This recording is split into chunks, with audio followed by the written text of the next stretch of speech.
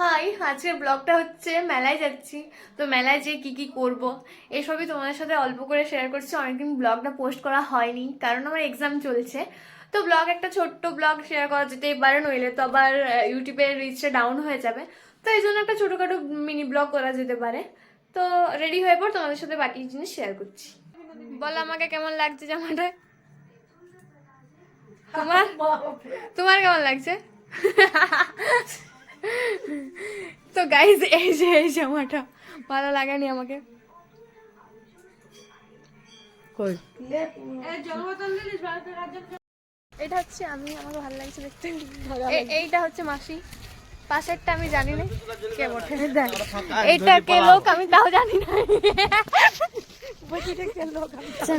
মেলাতে অল্প করে ভিড় হয়েছিল, তো তার জন্য আমি ভিডিও সব নিতে পারিনি।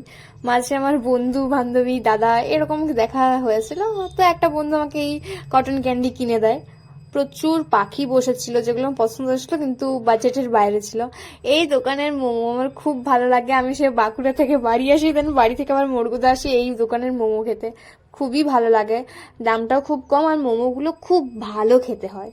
তো এই জন্যই বারবার আসা এই দোকানে। আর এরা ফটো তুলতে ব্যস্ত। দেন খাওয়া দাওয়া করে মাঝে অনেক কিছু খেয়েছিলাম, বাট ক্লিপগুলো নেওয়া হয়নি। এই কাটন ক্যান্ডি খেতে খেতে বাড়ি আসি। মাসি এখানে জল খাচ্ছে, মাসির জল খাওয়া দিয়ে ভিডিওটা আমি শেষ করতে চাইছি।